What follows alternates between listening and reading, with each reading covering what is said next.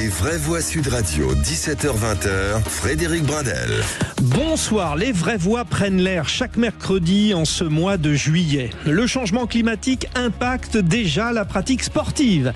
Les vagues de chaleur rendent certaines compétitions dangereuses et la raréfaction des ressources en eau complique l'entretien des terrains. L'organisation d'événements sportifs génère une empreinte carbone considérable. L'addition pourrait être salée pour la planète. Ça, c'est un constat qui est fait par quelqu'un qui est notre invité et qui, pendant 1 heure, va vous montrer tout ce qu'il est capable de faire. Un homme ancien deuxième ligne du 15 de France, finaliste de la Coupe du Monde contre la Nouvelle-Zélande en 2011. Il a décidé d'agir pour faire évoluer les acteurs du sport en créant un label Fair Play for Planet. Bonsoir Julien Pierre. Bonsoir Frédéric. Plaisir de se retrouver. On s'est déjà eu dans Champion du sport au business, qui est notre émission chaque samedi sur Sud Radio, où on vous a aidé avec l'ami Thomas Binet à lancer finalement ce projet professionnel qui a déjà bien progressé. Rappelez-nous, Julien, en quoi consiste la mission de Fair Play for Planet ? Alors, juste pour commencer, Nelson Mandela disait le sport a le pouvoir de changer le monde, et nous on pense que le sport a le pouvoir d'accélérer les transitions, et notamment la transition écologique. Et avec Fair Play, on a comme mission d'engager les acteurs du monde du sport dans une démarche globale éco-responsable, et notamment à travers leur devoir d'exemplarité et leur rôle pédagogique auprès des plus jeunes. Et pour ça, on a créé un outil universel et structurant pour les acteurs du monde du sport qui permet d'identifier, mesurer et valoriser, ce qui est important aussi pour eux, toutes leurs actions et de rentrer véritablement dans une démarche de progrès. Ça veut dire, Julien Pierre, aujourd'hui que, alors on va le voir, puisque tout au long de cette émission, nous allons avoir des intervenants qui vont concrètement montrer ce qu'ils font à travers leur club, alors qu'ils soient professionnels ou amateurs, et puis sur des sites également. Mais ça veut dire que Fair Play for Planet attribue en fait un label à celui qui concrètement s'engage. Exactement. Donc on a créé un référentiel avec l'ADEME notamment, on pourra rentrer dans les détails tout à l'heure, avec un processus de labellisation, un référentiel, un diagnostic sur site qui permet d'attribuer ou non le label avec une note obtenue, avec 3 niveaux de label, et puis une démarche de progrès qui est essentielle pour nous, c'est d'engager cette démarche de progrès. Évidemment, les clubs sportifs, les acteurs que je connais le mieux, que ce soit amateurs ou professionnels, les établissements sportifs, les événements sportifs comme vous l'avez évoqué, mais aussi demain les fédérations, les ligues, les comités sportifs. Bon, alors sur l'aspect officiel, parce que c'est vrai que bon, sur le principe c'est magnifique, on vous connaît, on vous adore, Sud Radio c'est la radio du rugby, donc tout le monde vous connaît, etc., etc. Mais bon, concrètement, d'un point de vue, on va dire, institutionnel au sens large, l'ADEME déjà, rappelez-nous ce que c'est, et concrètement en quoi ça vous aide dans le process. L'ADEME, c'est l'agence de la transition écologique, donc c'est eux qui engagent le bras droit à main en gros du ministère de la transition écologique. Et à travers un référentiel qu'on a créé, c'est eux qui ont validé notre process de labellisation. Donc vous êtes soutenu par le ministère, on le rappelle. On est soutenu par l'ADEME tout du moins, même si indirectement. Ouais. On est soutenu par d'autres grands groupes également. Donc voilà. Une fois que les conditions sont requises, vous avez 3 niveaux de label. Alors, quels sont ces 3 niveaux de label ? Il y a label bleu, label... c'est facile, c'est facile. Non, c'est 1, 2, 3 étoiles, on n'a pas été chercher bien loin. Disons qu'on a 18 thèmes, donc les transports, l'alimentation, les déchets, mais aussi des sujets de gouvernance ou d'exemplarité, ou d'impact territorial, et j'en passe. Un système de notation qui permet, une fois l'audit ou le diagnostic passé au crible de notre référentiel, nous permet d'attribuer une note. En dessous de 40 sur 100, vous n'avez pas le label. Et après, c'est des paliers de 20 à 20, 40, 60, 80. Voilà, aujourd'hui, 83% exactement des structures qui sont engagées avec nous ont obtenu le label. Donc il y a quelques structures qui n'ont pas obtenu le label. Oui, parce que sur le principe, c'est-à-dire que si elles s'engagent avec vous, déjà, il y a une volonté. Donc forcément, le principe est d'enclencher la machine, déjà, pour vous. Le principe est d'enclencher la machine, exactement, mais le label n'est pas automatique. C'est pas parce qu'on s'engage qu'on a le label. D'ailleurs, une seule structure aujourd'hui a le 3e niveau de label, et la majorité des structures ont le 1er niveau de label. C'est le 3 étoiles de la restauration. C'est un beau parallèle comme ça. Aujourd'hui, l'ambition qui est la vôtre, Julien Pierre. Alors moi je me souviens avoir discuté avec vous au début du projet. C'est quelque chose qui vous accompagne qui vous avait accompagné dès la fin de votre carrière, qui vous a notamment emmené à Clermont-Ferrand avec quelques finales du top 14 perdues, mais il y en a eu une de gagnée. Oui, c'est ça. Oui. Ouais. Oui, c'est ça. Je pensais qu'on n'avait pas attaqué des sujets comme ça, mais bon.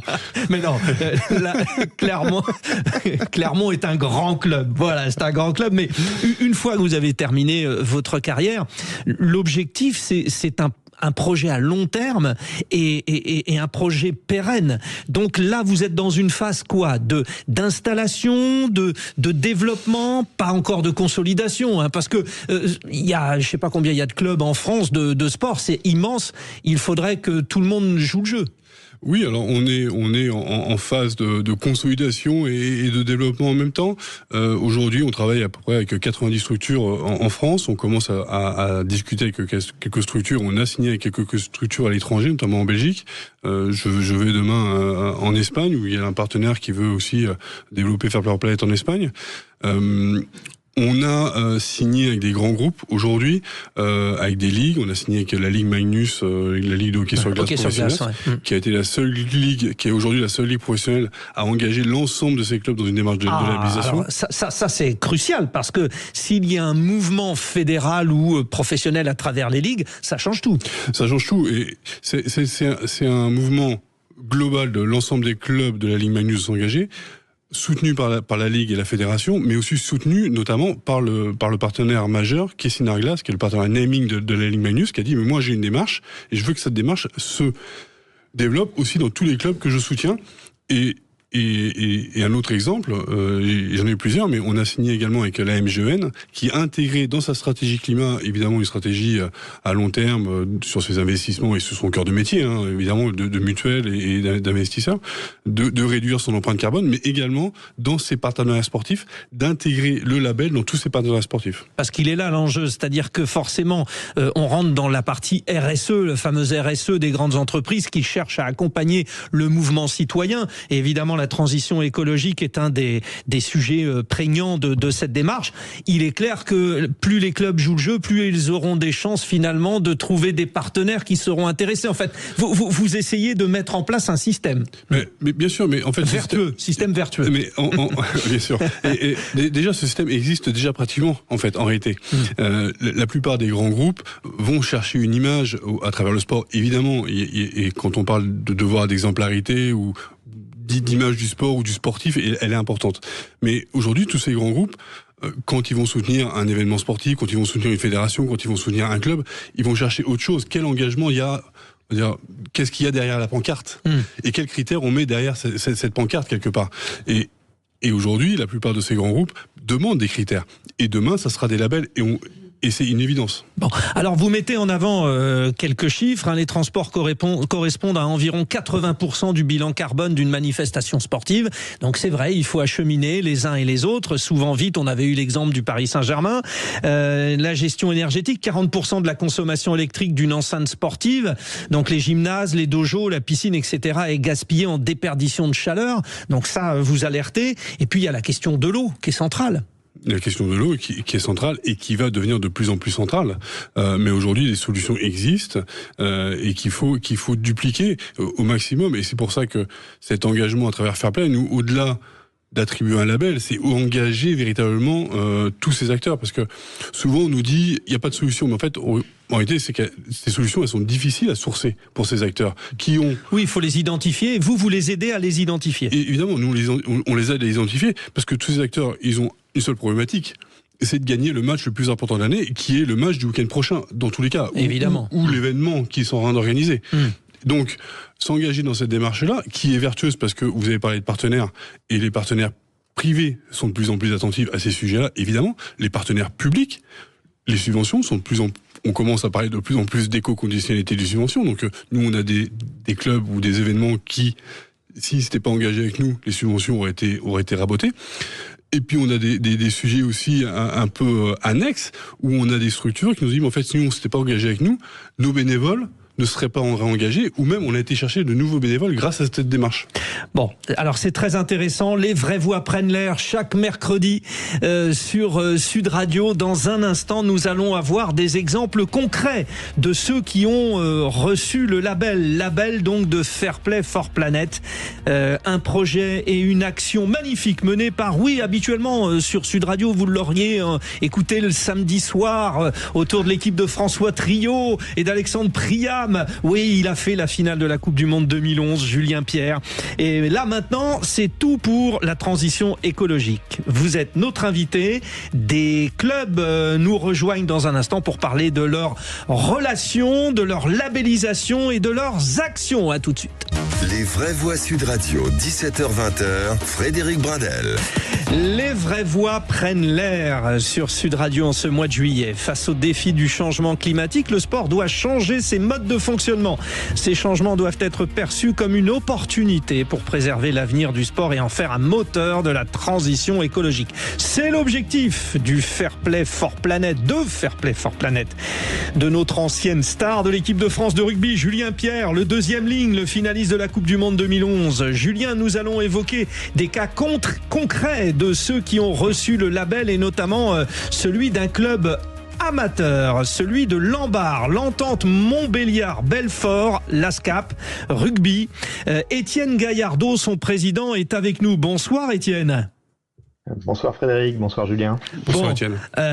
Sympa, président d'un club de rugby amateur, de discuter avec un finaliste de Coupe du Monde. Hein. Déjà, la relation, ça aide pour vous, hein? Tout à fait, c'est un vrai plaisir d'avoir fait la connaissance de Julien dans ce cadre. Bon, on va s'intéresser à ce que vous faites dans ce club, donc qui est une entente entre Montbéliard et Belfort. J'aimerais d'abord, Julien, que vous nous expliquiez en fait comment ça s'est déclenché, le premier contact avec ce club. Alors, vous n'avez peut-être pas tous les détails, mais en tout cas, qu'est-ce qui vous intéresse et qu'est-ce qui vous a marqué sur cet exemple ?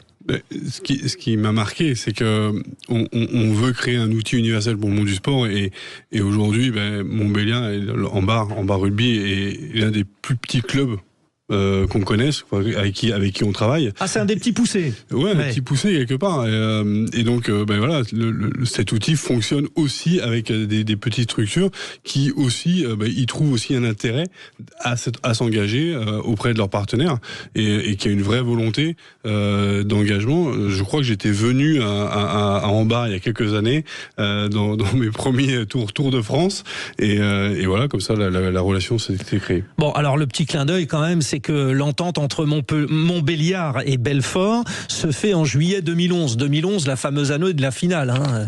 Tu me le rappelles, t'es obligé ? Oui, alors, bien sûr, c'est une finale perdue, mais franchement, Julien, entre nous, quand vous êtes arrivé tout à l'heure, là, tiens, il y a le finaliste de la Coupe du Monde, France-Nouvelle-Zélande. C'est quand même pas mal, hein. Ouais. Bon, allez. Merci, monsieur. Au revoir, monsieur. Bon, alors, cher président Étienne Gaillardeau, concrètement, qu'est-ce que vous avez mis en place ? Donnez-nous quelques exemples. Alors, avec beaucoup d'humilité, les actions sont d'abord très basiques. Les actions sont venues progressivement, comme on peut les faire individuellement chez soi. Donc, on a remplacé les ampoules par des LED, on a mis un compost en place, on a favorisé le tri, puis on est allé doucement vers, quand on fait des animations avec plusieurs clubs de rugby, arriver à fournir des goûters qui soient zéro déchet, grâce à une partie de nos partenaires qui nous aident pour ça derrière. On fait des actions d'incitation au déplacement à vélo ou pour des matchs de nos jeunes quand le temps le permet pour avoir un peu de succès quand même. On fait de l'incitation à venir encourager les jeunes à vélo. Et puis on s'associe avec d'autres associations pour ça, nos voisins qui font de la réparation de vélo, le Maillon Solidaire. Et puis les associations de développement du vélo, et puis bien sûr les mairies de Belfort et Montbéliard qui sont toujours en appui derrière nous pour toutes ces actions-là. Alors Étienne Gaillardeau, avec beaucoup d'humilité, vous dites on fait des choses simples, mais ces choses simples, les quelques exemples qu'on vient d'avoir, on repense tous Julien Pierre, on a tous joué enfin vous oui, mais nous aussi, nous qui ne sommes pas professionnels et qui avons participé à la vie des clubs, c'est vrai que ce que vient de dire le président, on avait tendance à faire un peu n'importe quoi, jeter les déchets, les bouteilles en plastique, etc. Je sais pas si on avait tendance à faire n'importe quoi, c'est que la plupart des structures sportives s'engagent en réalité sur tous ces sujets sociaux, sociétaux, environnementaux, mais jusqu'à aujourd'hui n'avaient pas identifié que c'était une vraie force et que c'était une vraie opportunité également, et qu'il y avait énormément d'actions qui étaient menées. Peut-être qu'un bénévole à Montbéliard triait les déchets, l'autre faisait attention au covoiturage, etc., etc. Mais c'était pas identifié et il n'y avait pas une vraie planification de toutes ces actions et de la valorisation auprès de ces actions et d'aller chercher aussi des partenaires, des collectivités qui engagent aussi ces actions sur les changements de l'aide ou autres. Et du coup, ça devient un projet global, un projet de club, un projet de territoire et porté par les différents partenaires. Président Étienne Gaillardeau, donc je le rappelle, président de l'entente Montbéliard-Belfort-ASCAP Rugby. Est-ce que, sur un des exemples que vous avez donné, je vais prendre le cas du compost, parce que ça c'est très révélateur, c'est très parlant. Est-ce que les joueurs ont le réflexe? Est-ce que vos équipes de bénévoles, de dirigeants, de joueurs ont pris, vous avez joué un rôle pédagogique ou pas? Alors oui, on a fait un petit rôle pédagogique, on avait fait un petit jeu un peu amusant. Bon, vous savez, je pense que dans 100% des clubs de rugby de France, on distribue plus ou moins une tâche ou quelque chose d'un peu visible à celui qui a fait on va dire la connerie du match, ou le petit loupé qui a amusé les autres en tout cas. Ouais, la corvée. Quand on a mis en place ce compost, en fait, celui-là avait la charge au déplacement suivant de déplacer le seau à compost et puis de ramasser les pots d'orange sur le terrain. Bon, ça peut faire sourire, on transportait notre compost dans le bus au retour. Bon, puis on avait fait un petit seau un peu sympa qui était grimé aux couleurs du club avec des dessins un peu humoristiques dessus. Voilà. Bon, ça paraît des petites choses, mais du coup, ça permet de voir qu'on le fait quand même, qu'on laisse pas traîner les choses derrière nous. On va dire que c'est des petits basiques de communication. C'est un beau clin d'œil ce que vous dites, parce que vous savez, avant, celui qui était pas très bon, on lui disait, toi, tu vas couper les citrons. Et là, aujourd'hui, celui qui fait la bêtise, on lui dit, tu ramasses les plures d'orange pour le compost. On voit qu'on a évolué. Est-ce que ce que font tous les gens autour du président, on a tout de suite compris que le président Étienne Gaillardeau, il était motivé, on le perçoit tout de suite. Donc les gens jouent le jeu. Mais vous, en tant que responsable du label Fair Play for Planet, Julien Pierre, vous avez un suivi. Le but c'est de pas de fliquer les gens, mais quand même. On a évidemment un suivi au-delà du process de labellisation et de l'attribution du label. On va proposer des webinaires régulièrement à l'ensemble de notre communauté qui permet de présenter des solutions, partager les bonnes pratiques. Où il y a quelques semaines, on a fait une visio et notamment l'US Cognac a présenté ce qu'ils ont pu mettre en place, et ça permet aussi des échanges parce qu'il y a des blocages, il y a des appréhensions sur dire tiens, on peut pas mettre un compost dans un club, mais si en fait on peut le faire, et peut-être qu'il y a des bonnes pratiques à mettre en place, et j'aime bien la punition d'après-match pour celui qui a fait en avant. C'est pas mal, il a des idées le président. Mais oui, mais on reste dans le sport et de titiller sur ces choses-là, c'est intéressant. Donc au-delà du suivi, des webinaires, on a toute une veille normative, on a tout un catalogue de solutions, on a différents services qu'on vient proposer. On a aussi un palmarès qui paraît dans l'équipe Mag tous les ans, palmarès annuel. On a suivi ça y est, c'est lancé. Là, c'est bien aussi. Vous avez une référence. Alors bon, bien sûr, c'est le journal numéro 1, l'unique du sport, 100%. Voilà. Ouais, et puis il y a ce côté palmarès où on a reçu dès le lendemain du palmarès, par mail ou par SMS, l'année prochaine, on va être premier, quoi. Oui, parce qu'on est en présence de sportifs, évidemment. Quand vous parliez de l'US Cognac, c'est pas le nom du sponsor, c'est bien le nom de la ville dans les Charentes. Bien sûr. On est d'accord. On est d'accord. Très bien. Président Étienne Gaillardeau, est-ce que aujourd'hui, vous sentez dans le comportement en dehors de la vie du club des perceptions différentes sur la question de la transition écologique de la part de vos licenciés?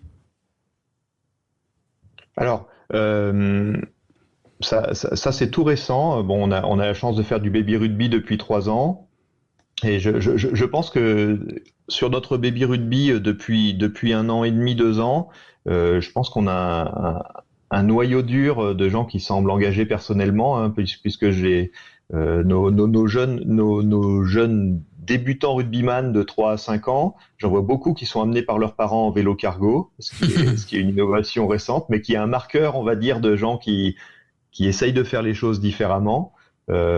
Et un des projets pour l'année prochaine, c'est d'essayer de ces gens-là qui commencent juste à venir, à fréquenter le club et à le connaître tout doucement par la petite porte, par leurs très jeunes enfants, et peut-être de leur montrer ce qu'on fait et puis d'arriver à les accueillir plus largement comme bénévoles pour nous aider dans ces actions-là comme dans les autres, dans l'encadrement du club en général.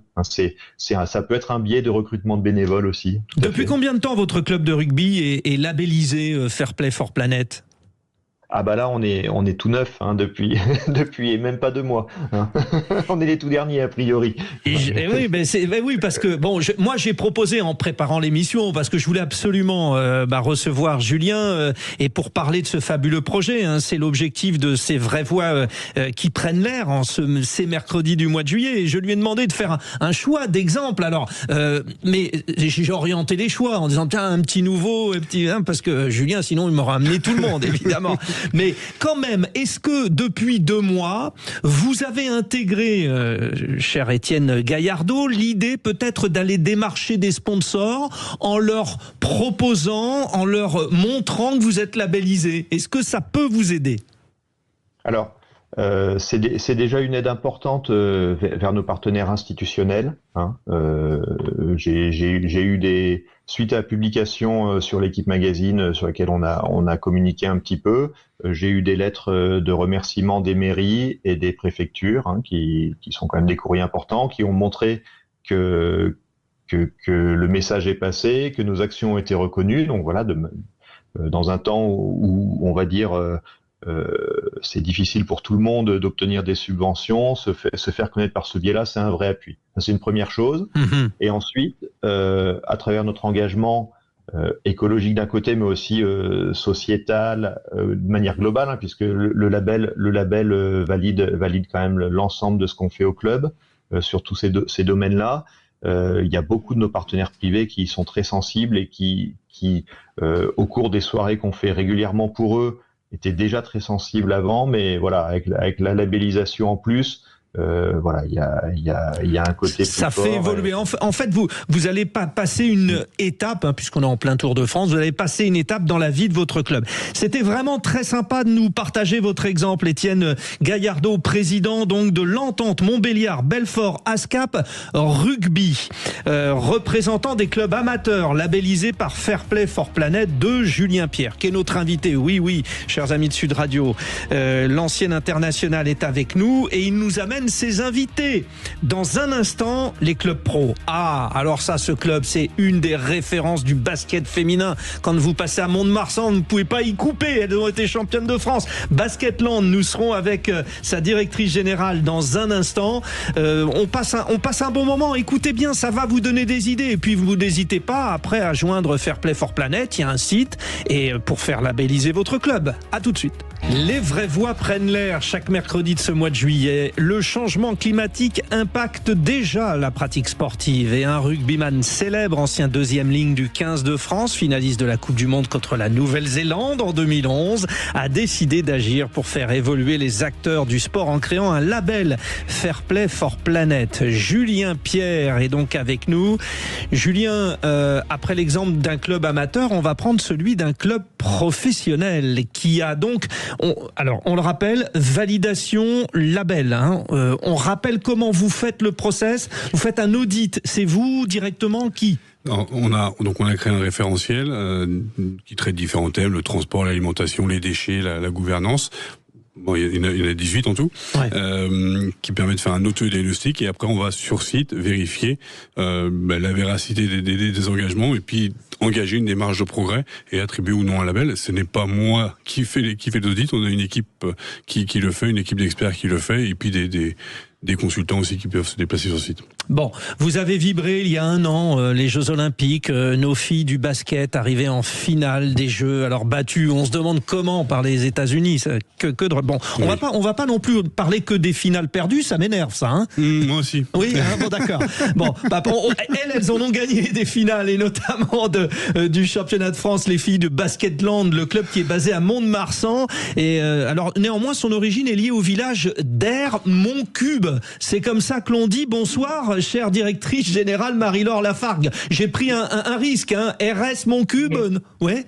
Aéromontcube. Ah voilà, je me dis. Prononcer le Y, c'est fondamental. Bon, d'accord. Bon, maintenant vous jouez à Mont-de-Marsan dans le fameux espace François Mitterrand. Vous faites donc vous êtes un des clubs emblématiques du sport féminin au sens large. Hein. Je parle du basket, mais ça prend en compte tout. Championne de France de 2e division, c'est le début de l'histoire, l'année 2008-2009, et puis jusqu'à cette Coupe de France gagnée en 2022, ce titre de championne de France, les Coupes d'Europe, etc., etc.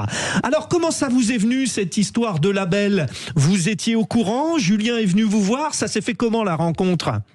Ouais, ça s'est fait. Bonsoir à tous. D'abord, je crois pas l'avoir dit, mais ça s'est fait. Julien l'a évoqué tout à l'heure par la recommandation d'un partenaire commun, hein, qui est la MGN, qui a été cité tout à l'heure, qui est un partenaire assez engagé dans le sport féminin en général. Aussi bien dans le soutien du sport amateur que du sport professionnel féminin, mais aussi de sportives individuelles, hein, et notamment de basketteuses, qui nous ont mis en relation au printemps, je pense, hein, Julien, c'était via une visio. C'est venu finalement assez facilement activer une réflexion un peu de fond. Je veux dire, la RSE, la responsabilité sociale des entreprises, c'est un truc qui envahit un peu tout notre univers depuis quelques années. Mais oui, parce que notamment vous êtes engagé sur des projets sociaux, des projets de formation, donc tout cela était très cohérent pour vous. C'est-à-dire que je pense que de la RSE, Julien l'a dit tout à l'heure, dans le sport et dans le sport de haut niveau notamment, autour de ces notions d'exemplarité, nous, dans la particularité de notre histoire et dans cette volonté de pousser un sport féminin et de montrer que une ambition peut être réalisée par un sport féminin, il y avait cette dimension finalement sociale et sociétale d'exemplarité. Ce qui est plus nébuleux pour nous, mais qui devient une exigence, c'est mettre des mots sur nos engagements dans le domaine du développement durable, de l'écologie, de la protection de l'environnement, où là on était vraiment plutôt pas bon, soyons justes, non pas dans le fait qu'on ne fasse rien, mais dans le fait que on ne savait pas comment faire finalement. S'organiser. Oui, voilà, c'est ça, c'est ce que vous disiez, Julien Pierre. Alors avant de rentrer dans le détail des actions de Basketland avec sa directrice générale Marie-Laure Lafargue, Julien Pierre, on imagine que pour le label, plus il y a des grands clubs de renom comme celui-ci, mieux c'est, parce que ça va porter une dynamique aussi. Quels sont les grands clubs, alors des sports peut-être un peu plus exposés, comme le rugby de chez vous, le football, etc., qui vous ont rejoint? Bonsoir Marie-Laure. Déjà le plus grand club Basketland, on vient de le dire. Oui, évidemment. Bourges m'appelle, Valenciennes aussi, mais bon, c'est pas grave, on a des amis. Montpellier, Latte, je vais faire les 16 ou les 20. Allez. On a évidemment d'avoir un club champion de France et un club de basket féminin. C'était notre premier club de basket féminin, donc c'était important, un passage important pour nous, évidemment, forcément. Évidemment, et certains clubs de rugby, la section paloise était le premier club de rugby à s'engager à nos côtés. Très vite, on a eu l'Olympique Lyonnais. Ah oui, en football, là aussi, d'accord. En football, qui s'est engagé avec nous. Donc, évidemment, des grandes marques du sport français. On a l'ASM, on a eu le stade, on a le stade Rochelet, le Racing Club de Strasbourg, le HAC, le stade brestois. Donc, les Havrais, le HAC, hein. Le HAC, voilà, le TFC, Toulouse. Il y a des handballeurs ou pas? Non, les Phoenix de Toulouse. Ah oui, on s'était rencontrés, Frédéric, mais tu t'en souviens pas, mais si, je m'en souviens, mais bon, les handballeurs, c'est un peu, mais vous voyez, mes petits chouchous, donc je voulais vous laisser le dire vous-même. Les 12 clubs de la Ligue Magnus qui se sont engagés avec nous, mais comme je disais, on n'a pas non plus que des clubs, on a des établissements sportifs qui sont engagés avec nous, l'hippodrome de Pau ou le lycée de Chartres qu'on entendra tout à l'heure. Oui, on en parlera. Des événements aussi, le marathon du Beaujolais avec qui on travaille, des tournois de basket également. Donc voilà, on a vraiment tout sport, et c'est des clubs de sport, le club de sport de Val Thorens par exemple, le club de ski de Chamonix, et vraiment là on a plus d'une dizaine de disciplines différentes aujourd'hui.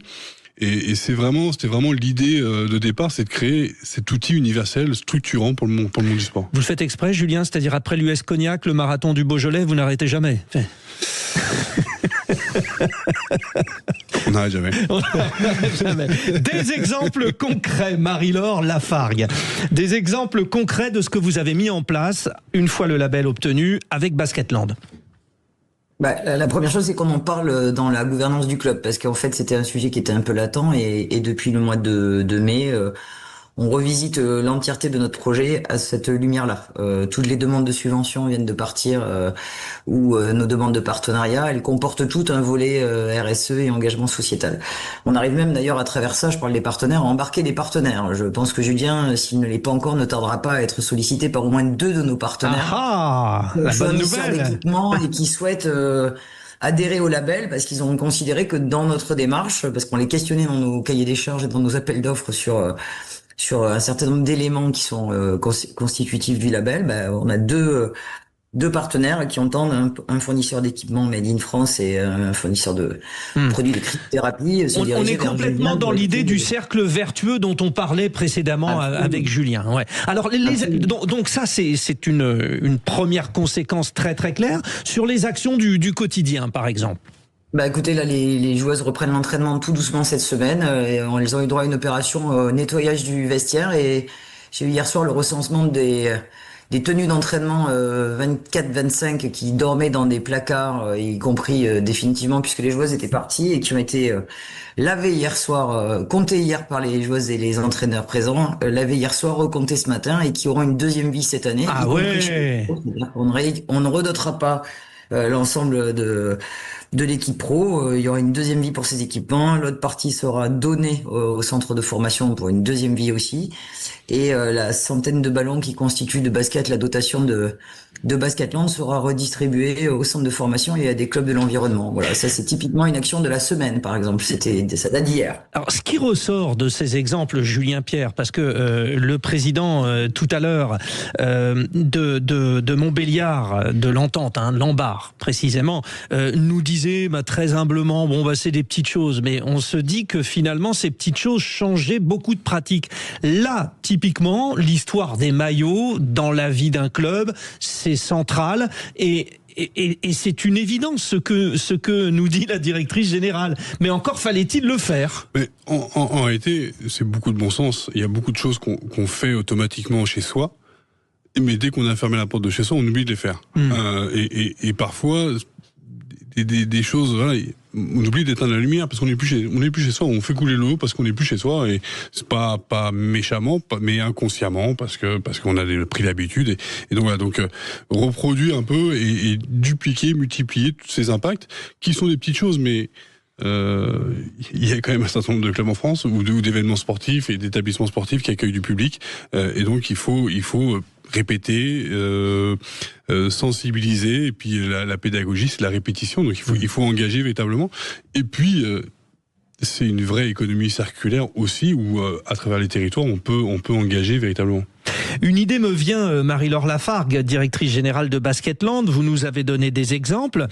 Vous faites partie d'un championnat national, et donc la part de vos déplacements, la fameuse question des transports, est cruciale, parce que les petits clubs, ça peut être départemental, régional, vous c'est national. Et en plus, vous êtes dans un sport, le basket féminin, qui ne bénéficie pas d'énormément de moyens.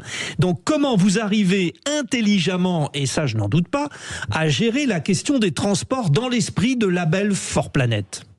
Fair Play Fort Planète. C'est une question vraiment complexe, parce qu'évidemment on est captif d'un certain nombre de choix. On a reçu ce matin notre calendrier des Coupes d'Europe. Quand il faut aller à Istanbul en Coupe d'Europe, il y a peu d'options de verdissement. Par contre, on va le faire à travers nos cahiers des charges d'appel d'offres pour les hôtels, pour les prestations hôtelières.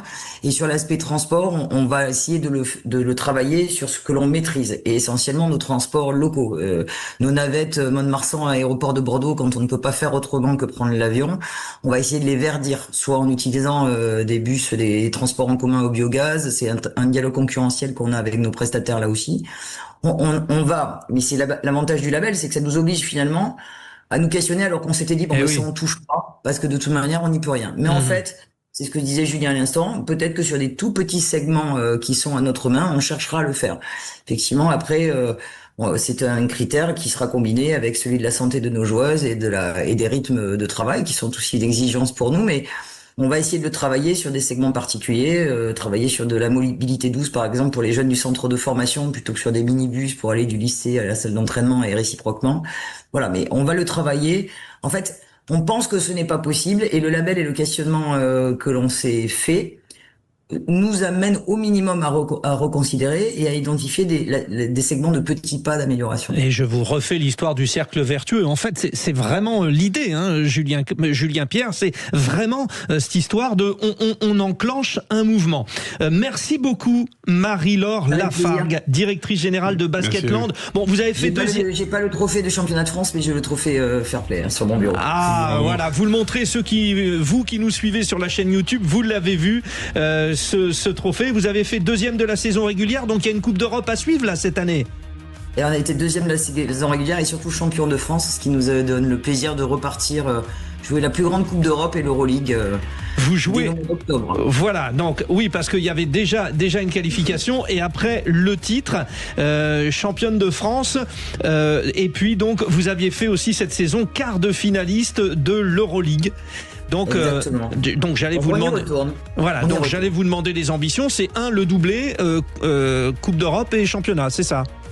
Vous appellerez Céline Dumerc en septembre pour lui demander. Et les 2 étoiles du label. Et la 2e étoile, le label. Eh bien, et la 2e étoile du label. Ça, c'est mon challenge. Ouais. Céline Dumerc, vous nous rappelez son rôle, l'ancienne meneuse de l'équipe de France. Elle est directrice sportive du club, mais typiquement dans le cadre du label, on constitue toutes les deux un binôme. Elle plutôt sur l'aspect sportif et moi plutôt sur l'aspect administratif. Et sera notamment chargée de talonner nos joueuses sur le volet RSE de leurs activités quotidiennes. Voilà, et on ne se privera pas de lui demander de nous faire quelques paniers à 3 points, rien que pour le bonheur du label aussi. Voilà, Céline Dumerc, merci encore. Marie-Laure Lafargue, directrice générale de Basketland. Merci. À bientôt. Et dans un instant, nous en parlions, les sites. On ira à Chartres, à l'Odyssée de Chartres. Vous allez voir, c'est un lieu vraiment magique. Et eux aussi ont relevé le défi du label Fair Play for Planet avec Julien Pierre, notre invité. Les vraies voix prennent l'air, consacrées à Fair Play for Planet, la fondation de l'ancien international de rugby Julien Pierre qui est avec nous. Vous décernez des labels pour les institutions sportives qui relèvent le défi de la transition écologique. Nous poursuivons la découverte d'exemples concrets avec cette fois-ci un site. C'est important, Julien Pierre, les sites, parce que finalement, les clubs sont autonomes, mais les sites accueillent un peu tout le monde, donc ils sont force de relais aussi. Ils sont force de relais et puis ils accueillent vraiment beaucoup de monde et différents publics qui ne sont pas forcément touchés par le sport de haut niveau, par exemple sur Basketland, ou même le sport amateur, ou sur les événements sportifs. Donc ça accueille aussi un public différent. Vous êtes peut-être habitant de Chartres ou du département de l'Eure et Loire, l'Eure et Loire, Chartres.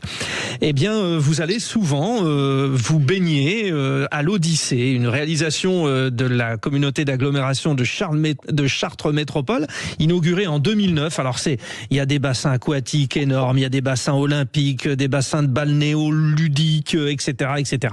C'est un site, moi j'ai découvert ça, impressionnant, et son directeur d'exploitation d'équipement, donc Rodolphe Boussin, est avec nous. Bonsoir Rodolphe Boussin. Bonsoir. Bon, on peut dire que là, vous êtes au cœur de la problématique, parce que vous brassez non pas de l'air, mais de l'eau. Et l'eau, c'est précieux. Alors, pour avoir le label, il fallait se lever de bonne heure. Comment ça s'est fait, le contact, et comment vous avez tout de suite imaginé pouvoir relever le défi ? Alors, donc bonjour à tous déjà. Merci pour l'accueil. Le défi, en fait, nous, par rapport à la Ligue Magnus, donc en fait, au Vermarine, on gère à peu près 70-80 équipements sportifs, donc effectivement des piscines, mais on gère aussi. Et aussi la patinoire, c'est pour ça que vous évoquez parce que il y a tellement de choses, j'avais pas tout cité, mais il y a notamment aussi la question de la patinoire qui est pas un petit dossier. C'est ça, exactement. Donc on a aussi les patinoires. Donc la Ligue Magnus s'était engagée déjà avec cette labellisation.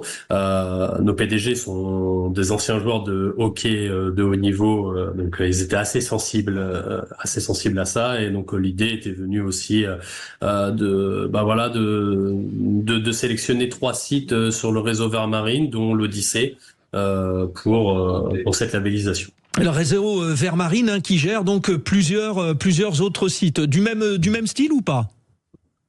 L'Odyssée, c'est le plus grand en France, ouais. Mais après, il y a différents équipements. Peut y avoir que des patinoires ou des complexes aquatiques. Voilà, après, c'est séquencé par rapport à vos nombreuses activités. Ouais. C'est ça, bon. Tout à fait. Est-ce que vos actions déjà concernent la gestion de l'eau, même si on imagine que sur un tel site, vous aviez déjà anticipé la problématique de la raréfaction. Oui, je suis tombé dans le piège. La raréfication. Oui, voilà, de l'eau. Donc voici la fin de ma question qui a duré 3 heures. Allez-y, Rodolphe. Alors nous, on n'a pas attendu forcément la labellisation pour ce qu'on avait déjà expliqué un petit peu. C'est que, en fait, nous, la spécificité de Vermarine, c'est qu'on a toujours fait attention, on a toujours géré la consommation en direct.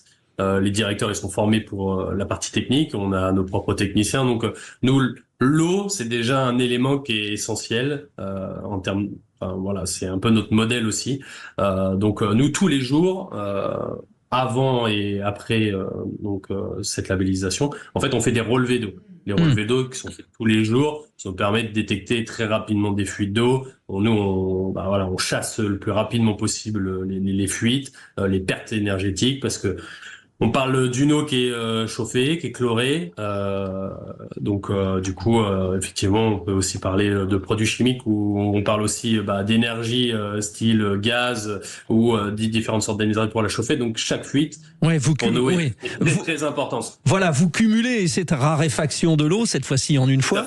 Elle est vraiment une question centrale. Juste un mot quand même, Julien Pierre, sur l'utilisation de l'eau dans le sport.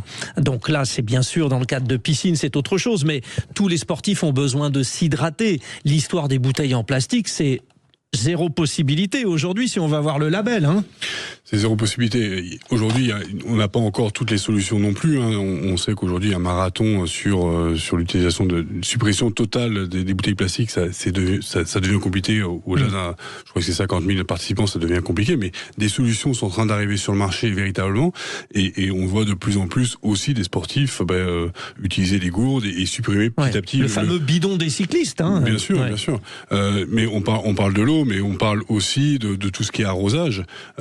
Pour les pelouses, on sait qu'il y a de plus en plus de terrains qui vont être impactés, on n'aura plus le droit d'arroser les terrains demain. Donc il y a aussi des solutions qui arrivent, et je pense à une solution qui s'appelle l'Aquaflow de Natural Grass, qui permet un arrosage par la racine, par exemple.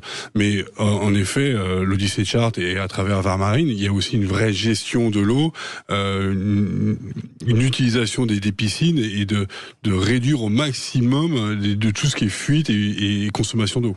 Rodolphe Boussin, je le rappelle, directeur d'exploitation de l'Odyssée de Chartres. Quelles sont les autres actions au-delà de l'eau, finalement ? Alors nous, voilà, c'est vrai qu'on a l'eau, mais les autres actions, c'est vrai qu'on est aussi à cheval donc on fait très attention à l'apprentissage de la natation dans sa globalité, mais c'est le parcours du nageur. Qu'est-ce qu'un bon nageur ? Donc c'est d'arriver sur un centre, c'est d'utiliser des poubelles différentes en fonction de ce qu'ils ont. C'est prendre une douche savonner avant de rentrer dans les bassins. Voilà, c'est plein d'actions qui fait que derrière aussi on réduit la consommation d'eau, on réduit les produits. Donc c'est vraiment un ensemble. Après, votre public, Rodolphe Boussin, est très large. On a parlé. Bon, alors évidemment, quand on parle de la patinoire, de votre équipe de hockeyeurs sur glace, c'est pas le problème. Les nageurs professionnels qui viennent s'entraîner, etc. Mais le grand public, c'est peut-être un peu plus difficile à mettre en place. C'est beaucoup plus difficile, c'est beaucoup de pédagogie, c'est beaucoup de communication à l'intérieur du site, c'est des campagnes, il faut qu'on arrive à mener plus de campagnes sur l'utilisation de l'eau, l'importance de la douche, mais il faut pas que la douche elle dure 3/4 d'heure parce qu'elle est en illimité. C'est faire la gestion des déchets tout simplement aussi, hein, la gestion des déchets. La gestion des déchets, c'est tout un ensemble aujourd'hui effectivement on a réussi à avoir une étoile sur ce label. L'objectif, c'est d'aller en chercher une deuxième d'ici 3 ans. Donc, effectivement, on a quand même pas mal de choses à mettre en place pour pouvoir répondre un peu à tous ces critères. Et nous, ça nous permet d'avoir une orientation qui est différente sur notre exploitation. C'est vraiment sympa cette histoire d'étoile.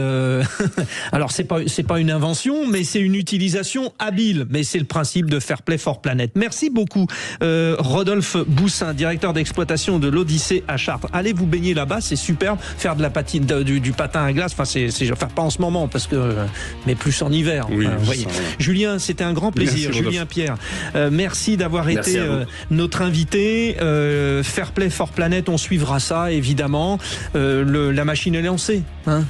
On va continuer à pousser, mais elle commence à se lancer. Oui, bon. Voilà, on se retrouvera pour les vraies voix qui prennent l'air mercredi prochain. Si vous avez des idées à nous proposer de gens qui font pour la planète, n'hésitez pas. Au 0826 300 300, vous pouvez laisser vos coordonnées et on suivra. Julien